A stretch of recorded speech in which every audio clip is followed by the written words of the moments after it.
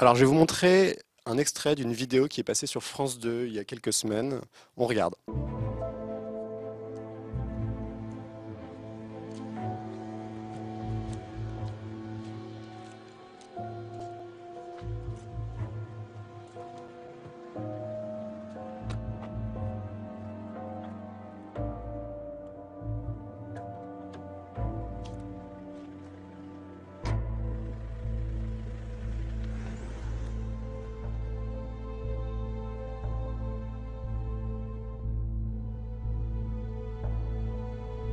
Alors, qu'est-ce que c'est que cette vidéo selon vous?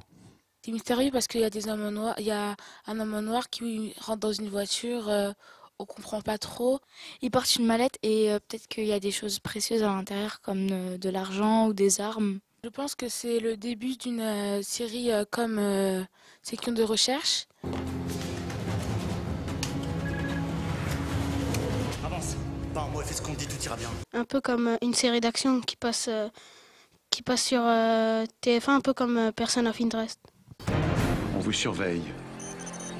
Le gouvernement possède un dispositif secret, une machine. Elle vous espionne jour et nuit.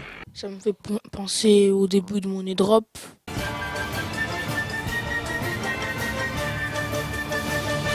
Ça me fait penser à l'émission Turbo.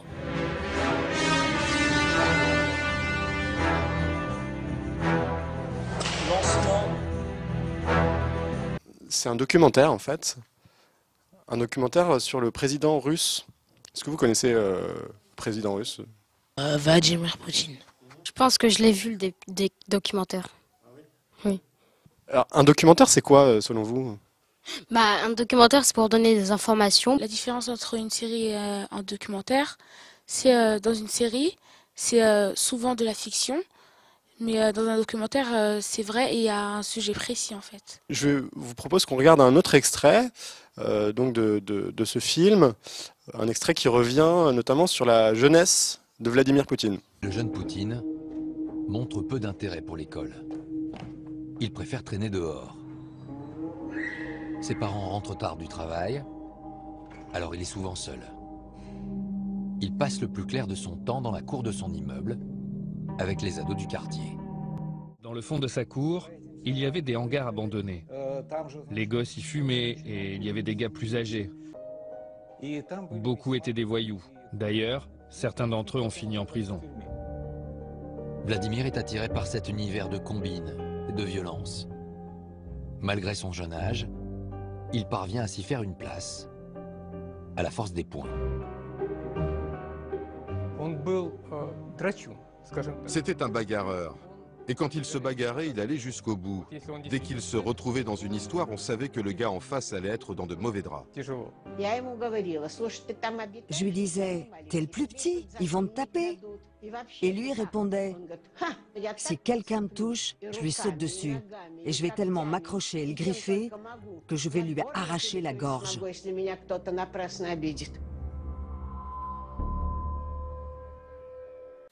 Ça disait que quand il était enfant, il était plus attiré par la violence, les cigarettes, l'alcool aussi. Et il était très violent aussi. C'est bizarre qu'il soit devenu président avec son enfance, etc. Mais aussi, c'est peut-être ce qui a forgé son caractère et qui lui a donné cette réputation. Mais là, on voit là, on voit, comment dire, là, on voit que ce sont des comédiens. On sait que c'est des images de reconstitution parce que on peut voir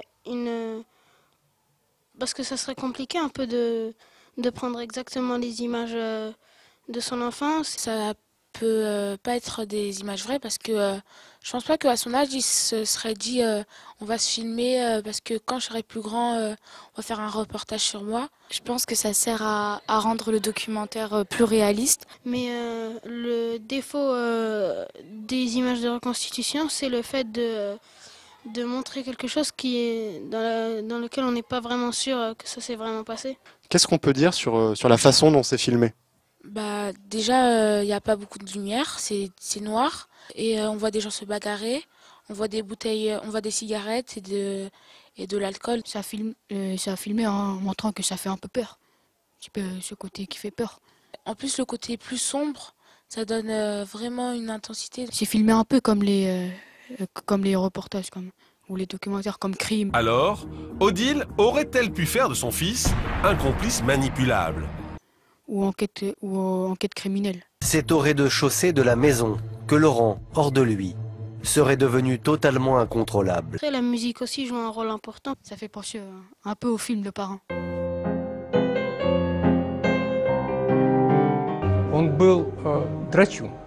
C'était un bagarreur. La musique, elle est un peu du style, comme un peu dans les films d'action, ou parfois dans des films d'horreur. Ses parents rentrent tard du travail. Et ça peut donner un peu plus les frissons. Mais alors, pourquoi, à votre avis, il y a eu ce choix de musique, ce choix aussi d'image, de façon de filmer? En général, quand on parle de Vladimir Poutine, c'est pas pour lui dire oh, il est gentil et tout, c'est plutôt pour le défavoriser. Je pense que s'ils auraient mis des couleurs vives et une musique entraînante, ça aurait pas du tout donné la même émotion. Ça serait joyeux malgré les images, ça serait plus joyeux et moins triste. Je vais vous montrer un troisième extrait, justement. Alors, vous allez voir, il s'agit de la même émission, enfin, sur la même chaîne, fait par les mêmes réalisateurs, mais sur un autre personnage. En septembre 1979, Barack Obama arrive à Los Angeles. Il s'installe sur le campus de l'Occidental College, l'une des plus prestigieuses universités de la ville. Lisa, c'est la photographe du campus. Elle propose alors à Barry une petite séance pour faire connaissance. Il portait un blouson de pilote avec cette fourrure autour du cou. Il portait des tongs, il fumait. Et il avait amené avec lui un chapeau, le fameux chapeau. Barry se prend vite au jeu, un chapeau de paille sur la tête, une cigarette à la bouche. Le jeune homme prend la pose et maîtrise déjà son image. Il avait un côté un peu frime. Il était cool. En fait, il était naturellement cool. À l'époque, il y avait des pubs pour des cigarettes à la télé. Et fumer donnait vraiment l'air cool. Depuis, bon, ça a changé.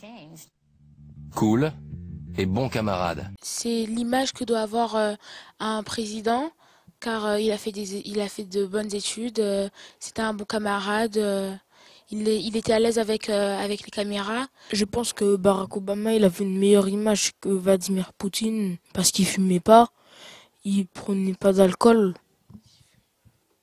Ah si, il fumait, mais il prenait pas d'alcool. Ils ont dit que Barack Obama, il fumait, mais il a toujours une bonne image. On voit qu'il fumait, mais qu'il était quand même un modèle. Ils ont dit que la cigarette c'était cool, et ils ont dit quoi, que c'était cool encore. Cool et bon camarade. C'est pas comme avec Vladimir Poutine. On nous souligne bien que fumer, c'est mauvais. Vladimir est attiré par cet univers de combine, de violence. Chez Barack Obama, c'est les États-Unis, tout est beau, tout est merveilleux. On montre la plage, les palmiers. Et donc il y a plus de lumière, c'est mieux filmé, c'est comme si c'était un top modèle en fait. Et ils vont faire un reportage sur Trump.